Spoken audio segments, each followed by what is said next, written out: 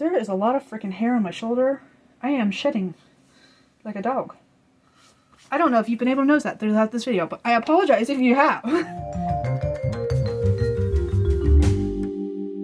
Hey Dragonlings, hello. This is not going to be the video that you were probably hoping for. I recently put up a poll a couple weeks ago now where I was asking if I should do a live stream Notion tour of my entire Notion, or if I should do a video just talking about my projects, what status they're in, how many I got, because I have a lot. There's like over 90. But because it is over 90, if you didn't know by now, the project video one, because there are over 90 projects, I have a lot to talk about. And it was only yesterday that I finished scripting. And I use the term scripting lightly because my scripting is like bullet points to make sure I don't forget anything I want to talk about.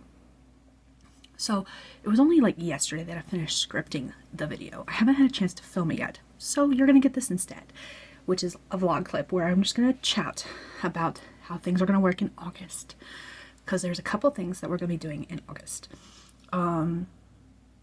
Back at the end of June, beginning of July, I did a live stream where I planned July because I wanted to change up how I was doing things.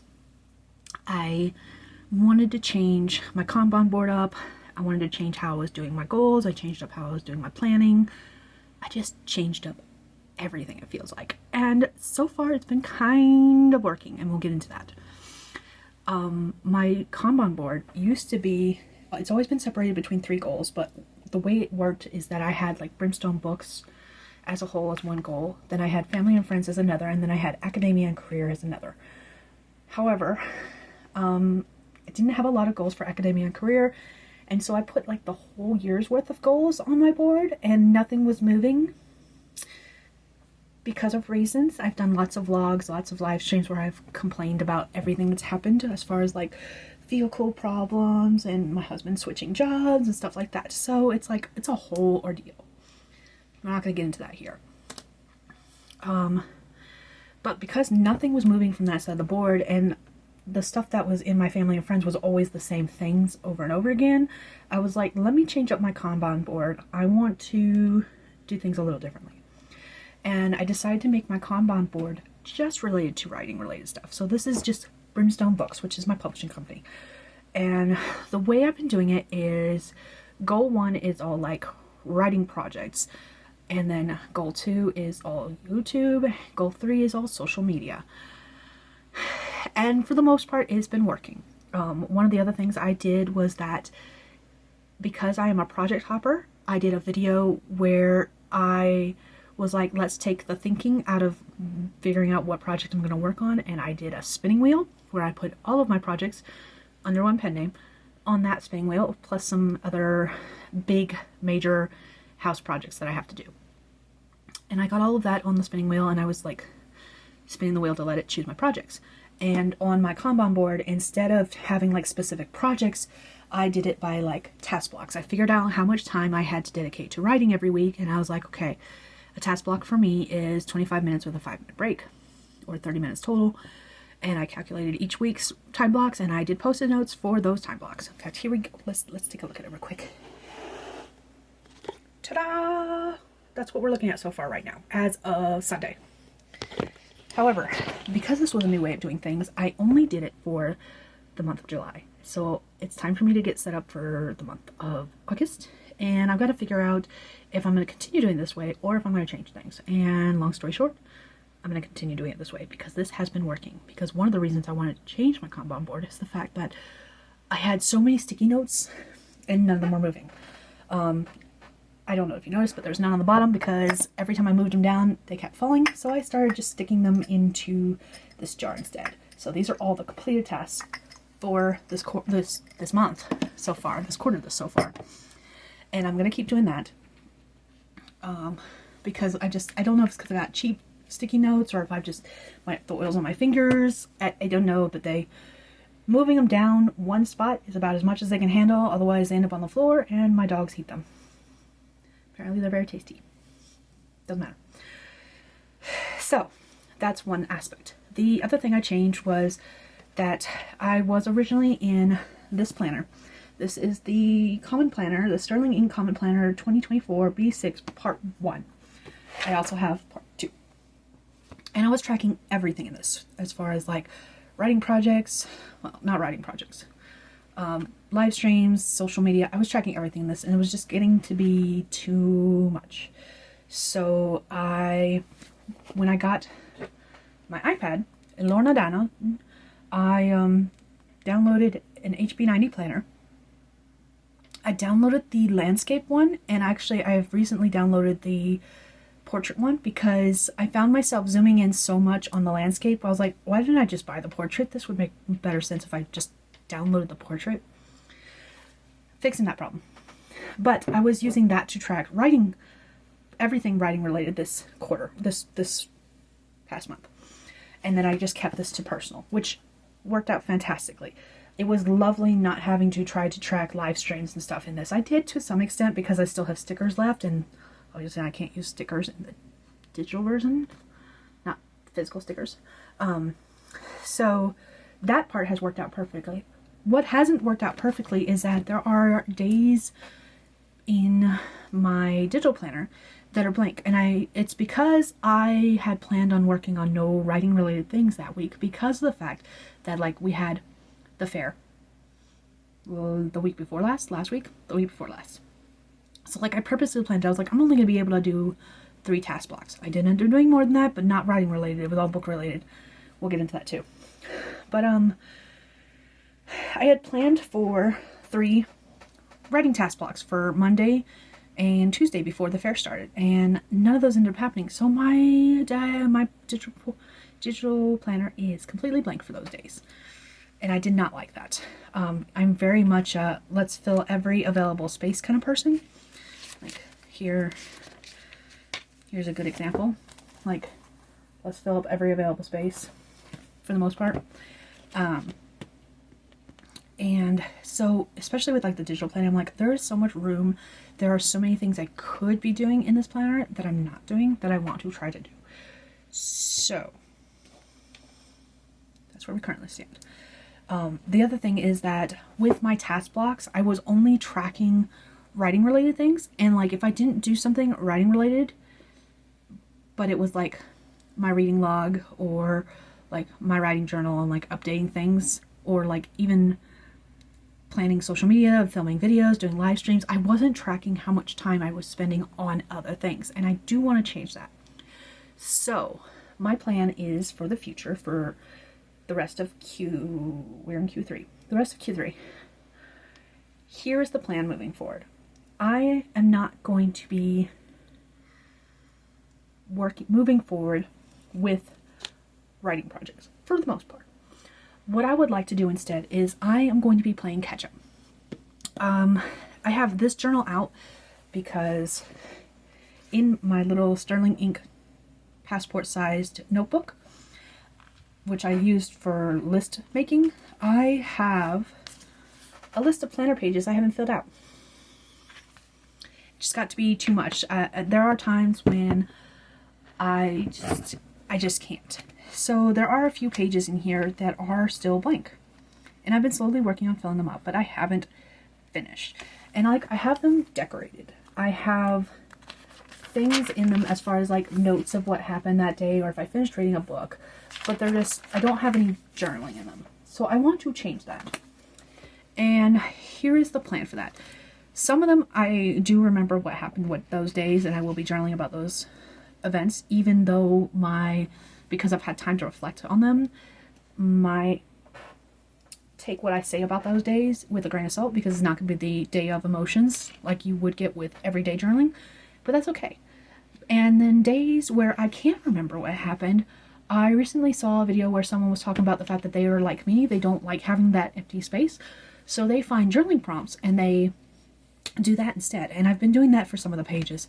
But because I've already decorated all the pages with stickers, sometimes my journaling prompt will be whatever that sticker is. Like, I did one yesterday where there was a cactus in here, and I talked about the fact that I've had a cactus and a succulent, and I killed both. So like, I was journaling about that event, even though it was years ago. So like, I will use the stickers as prompts, or I will find some journaling prompts and do that. I have thought about, since I am working on a writing prompt book, I have thought about taking some of those writing prompts and journaling that, but I don't want to do that in my everyday journal. I'd rather have a dedicated notebook, journal, whatever, specifically for that. And I might add that to my thing in the future. I might still do that, but it's just a not right now thing. So that's plan one, is I want to, basically August is going to be a catch-up month. It's going to be a catch-up month because I want to finish updating my planner. And according to this list, I don't have a lot left, except for I only work on it here and there every once in a while. So I do technically have a lot left. But because I've been playing catch-up in this one, I'm already behind in this one, which is my July through December one. So I've got to play catch-up in it as well. I've been keeping up with my weeklies. I have not been keeping up with my dailies. Decorating, yes. Writing, no. The other thing I need to play catch up on is my reading log, because I had decided at the beginning of the year, so in Q1 I made this rule for myself that I would write the review for the book before I continued on with the next one. However, I did not do that for Q2, and that has been the biggest mistake of my life. Because now I have a list of 47 books I have to write reviews for. And as you can see, I finished some of them, but there's this whole page. And I'm missing a couple books on this list because I have finished some more since then that I have not written reviews for. So yeah, catching up on planners, catching up on reading logs, and catching up on my writing tracker, because my writing tracker was calculating multiple things. The first thing it was calculating, obviously, was how much I was writing on various projects, and I have not been keeping up with that at all. I need to go back and figure out word counts and stuff like that to add to my word count tracker. But the other thing I was tracking on it was because of the fact that I was writing so much in some of these reviews, and I wasn't getting any writing done for the day because I was writing reviews in my reading log. I added a section into my writing tracker where I calculate the word count of my reading log reviews. I do not leave reviews on sites. This is just for my personal, it's literally me just gushing about things I liked in books or bitching about things I hated in books, and everything in between or stuff like that. So like there's lots of annotations. All of my annotations are in my reading log, and then my thoughts basically as I was reading, or final thoughts, beginning thoughts, stuff like that. Some of them are quite long, some of them are super short. It varies. It depends on the book. And my mood for the day. But because sometimes I was writing so much for a review, I decided to start calculating that into my writing tracker too, my word count tracker too. So since my reviews are so far behind, so is my word count tracker. So I need to get that updated. Yeah. And even if it took me like multiple days to write a review, I was counting each review, because I don't want to sit there and figure out, okay, I wrote this much this day, this much this day, this much this day. For reading reviews, the word count would count for the day I finished the book, even if I wrote it days later, weeks later, in this case, months later. So that is one thing I also need to get caught up on. You see a trend here? Like, there's a trend of me playing catch up. It's just been super busy. I have no other excuses other than that. I really don't. But, let's see, what else am I playing catch up on? Because there was other things. Like, I have a list of things I need to get caught up on. And, yeah, let's see. I've written some other lists since then, so I gotta figure out which list I'm going with next. See. My part 1, part 2, reading log, writing tracker, writing journal. Now, the writing journal is interesting, and it will not take me long to update that, because the only things missing from it is there was a nonfiction book I was reading for a writing experiment vlog that I will be posting sometime in the future. Don't know when. It's in the making. I'm still working on that. But I made lots of notes for series that I am currently working on based on what I was reading in that book, and I do have to transfer that over to my writing journal. So my writing journal, when I finish updating my reading log, it won't be that hard for me to update my writing journal as well. So that's not going to take me long. I'm not that worried about that. But yeah, because of all of that, August is going to be a catch-up month for me. Now, I do have one project that I specifically need to like focus on, as far as like I do need to make sure I work on that project, and that is the first book in the Shifters and Mages series, which is Puck's Choice. This year is its 10-year publication anniversary, and I have it set to come out December 3rd, which was its publication date. And so that means I need to make sure that is ready to go. I did discover I thought I needed to do a complete read-through of the story, and I did discover that I have downloaded it to my Kindle already, and I have all the notes I made to it, so I just need to transfer those notes to the computer.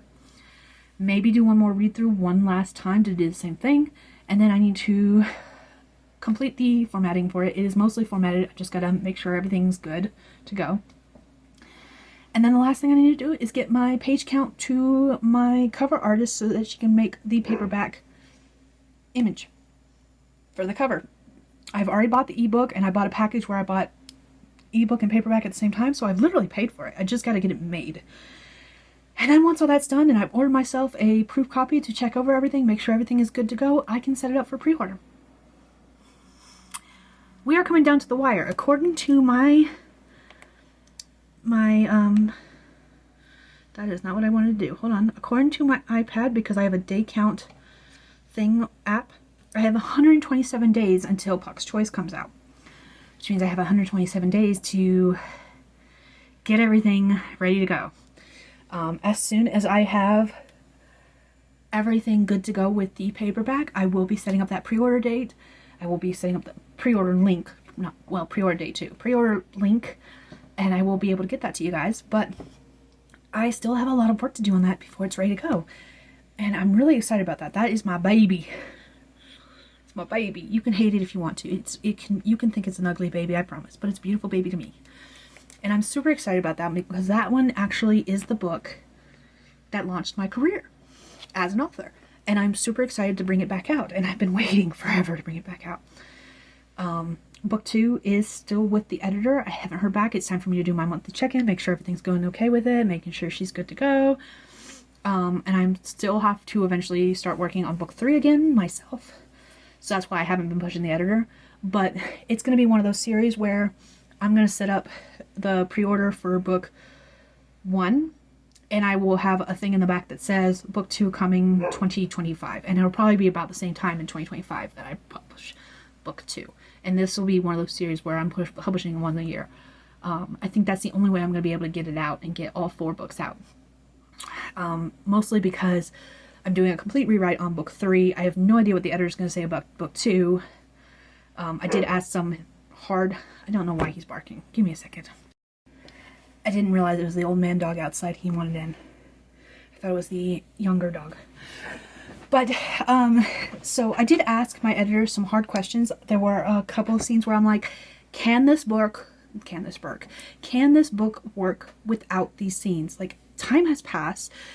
These aren't scenes that I'm really interested in writing, and I don't think they reflect my best work. I'm like, but can the book work without them? Like, does it make sense without them? Is there a way I can... So my phone just completely cut me off. I just spent the last 30 minutes deleting a whole bunch of stuff from my phone because it was saying I was out of space. So I kind of know where it cut me off, but I kind of don't. So if I repeat something, I apologize. But basically what I was, like, the questions I sent to my editor was, these aren't scenes that I'm interested in writing in, like, any kind of future works. Like, they are not what I write anymore. If you've been around my channel for a while, you know that I am not really a big fan of spicy scenes. I don't like reading them. I don't like writing them. They're just not my thing. More power to you if you write that kind of stuff. More power to you if you read that kind of stuff. I am not going to stop you. I'm not going to tell you what you can and cannot do. What I am going to say is what I can and cannot do, and I am not a huge fan of spicy scenes. Will I write them in the future? Yes, I will.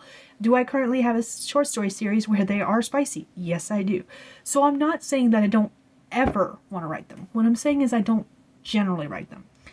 And the Shifters and Mages series is definitely a new adult paranormal romance. And in the first book, there is a sex scene. It is very... very tame compared to what it could be. It is the first time she makes her transformation from human to fox. She is a shapeshifter, and there isn't a lot of, they don't get very heavy into the smexy parts. It's before she transforms and he's like, fuck this shit, I'm out, kind of thing. So like, it does exist. It's not completely closed door, but it's not detailed. Okay. The second book, however, and this was one of the things I did ask my editor, I was like, there is the main character is a victim of abuse, verbal, emotional, physical, and the one sex scene that's in it is sexual assault. And it is very, again, it's not closed doors, but it's not described, and it's definitely a horrific experience. It's one of those scenes, it's, you know it's happening, you know what's going on, but I do not describe it in detail, and I do not glorify it. It is not meant to be glorified. But I did ask her, I was like, this isn't what I want to write. I don't really want to include this kind of stuff in my work. Can this book work without this scene? Because, like, this is her breaking point. I'm not saying that this will make her stronger. No. Fuck that shit. But it is her breaking point in why she's, like, finally, that's what sets her off. It's what makes her magic basically completely explode. And it is what defines everyone else's reactions to her magic. Because that is the catalyst. And so I did ask my editor, I was like, can it work without this scene? Because I really don't want it in there. Like, I didn't, it makes me feel icky. It's supposed to make you feel icky as a reader. Like, you are supposed to be like, what the fuck? Like, and I think it accomplishes that. So if she tells me, no, the rest of the book will not work without the scene, I'm okay with it. And I will definitely, for those who need the trigger warnings in the front, I will definitely have a, this contains assault kind of warning. I actually need to read back through book 1, because again, she's a victim of abuse, emotional abuse, neglect. She's a victim of neglect. So I need to make sure I put that kind of trigger warning at the front of that book. It's talked about in the past, not current, kind of thing. So, and then book 3 deals with, all of them deal, like, what I like to write is dealing with taboo subjects, like things like that. And book 3 is definitely an age gap. The main character is definitely like 10, he's 10 years older than his love interest. It also dates back to, you know, Salem witch trials. So I hate to tell you this, guys, but one of the things I really, I'm okay with trigger warnings. However, if you go into a historic piece, us as a human society, we're not great people in the past. We're still not great people now. So, like, while I agree with trigger warnings, I feel like there has to be some mentality where you're like, okay, the events in this book happened in the past. A lot of bad shit happened in the past. I should expect that kind of shit that happened in the past.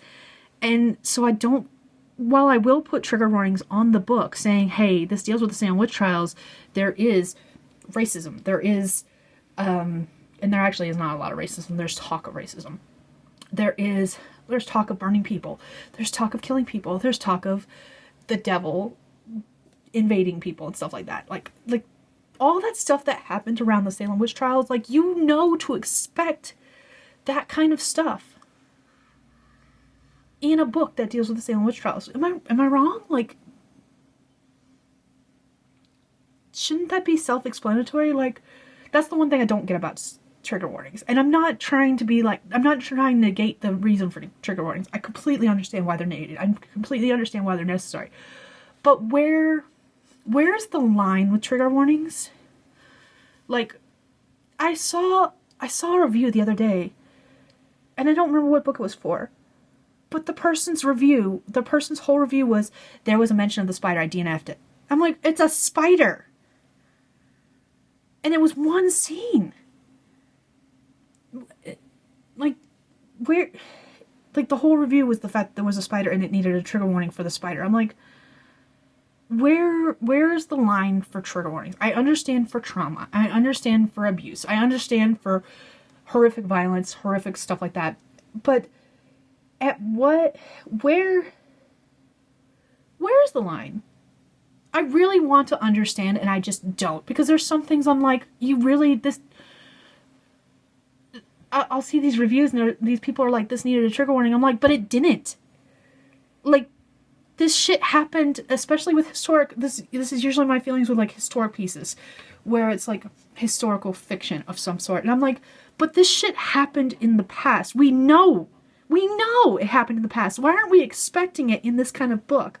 So like, sorry, that was a rant that I didn't mean to go on, and I apologize, but seriously, can someone tell me where the line is? Because I need to know where that line is so I know what kind of stuff to include in my own trigger warnings, because I don't want someone to DNF my book and tell me that it needed a trigger warning for a goddamn spider. A spider. I'm not saying there's any spiders in my books, but if I do write a book in the future, I actually do have a book in the future where it's about monsters falling in love. One of them is a spider monster. I don't want someone to... The spider's going to be on the goddamn cover. I don't want someone to DNF the book because there's a fucking spider and it needed a trigger warning because there was a spider.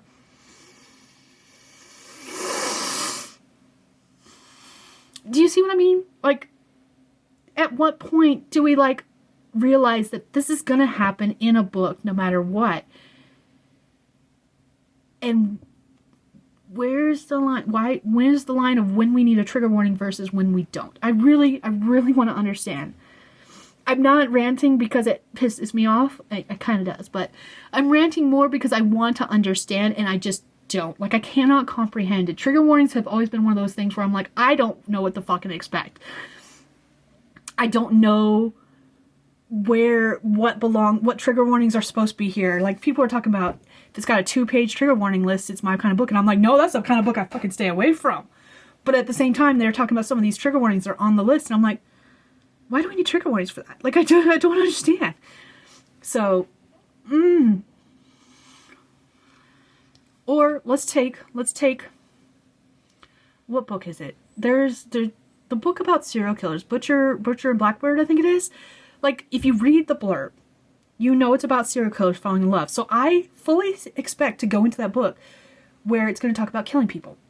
And yet in the trigger warning, it's like, talks about killing people. I'm like, why do we need that trigger warning for a book that's literally about serial killers falling in love?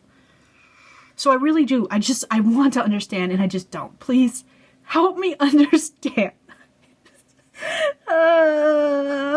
Okay, editing Skye here. I'm trying to edit this vlog and put it together and upload it, and I just had a thought. I really feel like books should have the same kind of rating system that movies have. You know how movies have like E for everyone, and games too. E for everyone, PG, G, PG-13, R, X. I feel like if books had the same kind of rating, we wouldn't need trigger warnings. Because honestly, those trigger warnings would be listed under the rating. Like, I don't know what... Rated R contains rated R for violence and explosions. Like, sometimes the PG-13 ones, like, literally is like for strong language and violence. And I'm like, if that's all that's in it, my kids can watch that. Like, they hear the violence, they see the violence every day. If they watch the news, if they listen to the radio, if they just listen to me and my husband talk to each other, as far as like the violence goes, they hear the language from me and my husband, because I in particular, less my husband, but more me, I curse like a sailor. And I don't apologize for that.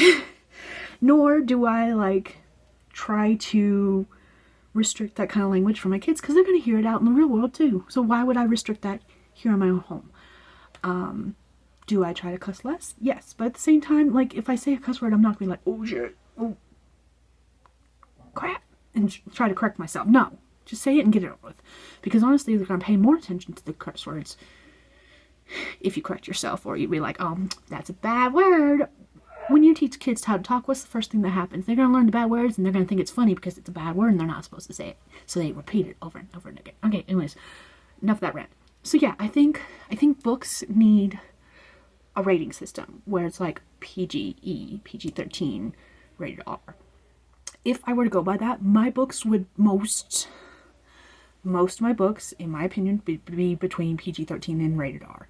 And then obviously anything erotica would go into X.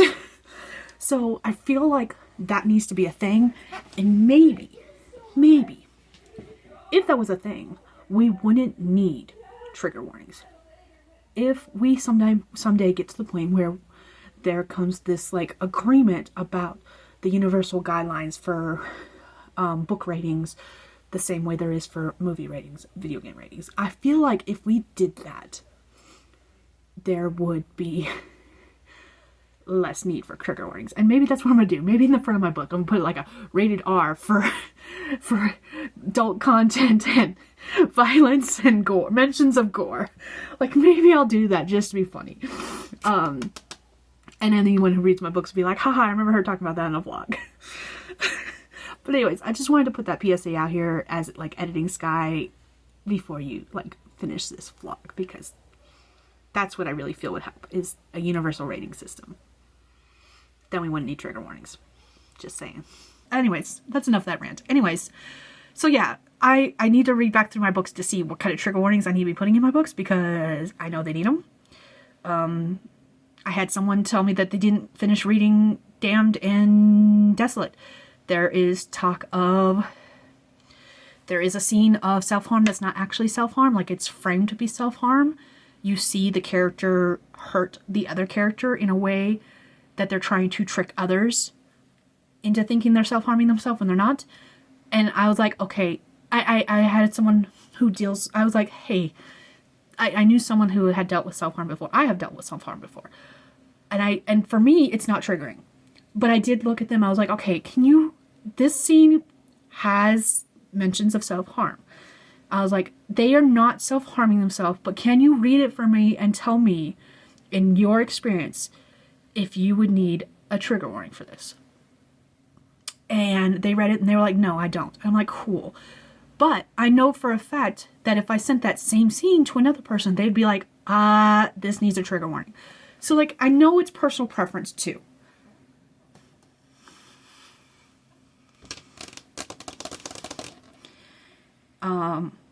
And I don't know if I've talked about self-harm on this channel a lot in my own personal experience, but I do have scars where I have, not on my wrists. I was one of those people, I didn't do my wrists. I have them in other places. But, so like in my own personal experience, I have dealt with self-harm. But yeah, like because I have dealt with self-harm myself, I don't need a trigger warning for it. But I know other people do. And like, it's just one of those things where I just don't know. And I want to know. I want to understand. And yes, I realize that's the thing about sensitivity readers and why you need sensitivity readers. The problem with that is that everyone has different experiences. Because like I just said, I don't need a trigger warning for that. The book is about death. The book is about someone who can see ghosts, who have died very violent experiences. And it says that in the description. So I know going into a book like that what it's going to contain. So like I don't need those trigger warnings. But I can have like 7 or 8 sensitivity readers and the feelings will be split. Some will say yes I do, some will say yes no I don't. Like it's very, very opinionated. That's my only thing with sensitivity readers. Because even someone with that experience might have a different opinion than like me. Like my self-harm experience is going to be different from someone else's experience with self-harm, which is going to be different from someone else's experience with self-harm, which is going to be different from another person's experience with self-harm. So like, that's why I am very, I won't say weird about it. I won't say against it, because I'm not. I fully understand we need sensitivity readers. I fully understand we need trigger warnings, but because everyone is so different, you're not going to please everyone. And I think that's my main thing, is that no matter what I do, I'm damned if I do, I'm damned if I don't, kind of thing. And that's why I just want to understand like where the lines are, what you have to include as far as like, what you have to include as far as like trigger warnings go. I want to understand. I don't know how we got onto this topic. This was not what this video was going to be about at all. This all happened because my camera died and I had to delete a whole bunch of shit off my phone in order to make room because it was telling me I was out of space. That's literally what happened. Sorry for my little tangent. To recap, so I can end this video and get this out to you guys because I don't know what I'm talking about anymore and I'm just ranting. August is going to be a catch-up month. I have to catch up my 2 planners, my part 1 and part 2. I I had to catch up my reading log. I have to catch up my writing tracker. I have to catch up my writing journal. Those are the 5 things I have to catch up on. If I catch up before the end of the month, I will go back to working on writing projects and I'll just add task blocks. I will plan accordingly. I will adjust my plan.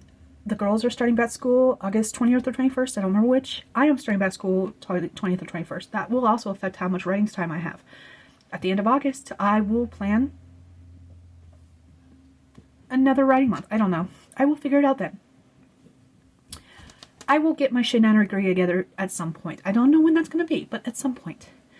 Anyway, I'm going to go ahead and wrap up this vlog because I have been talking way too long about things that really don't matter. So if you enjoyed this vlog, feel free to hit that like button. You can hit the dislike button if my rant pissed you off.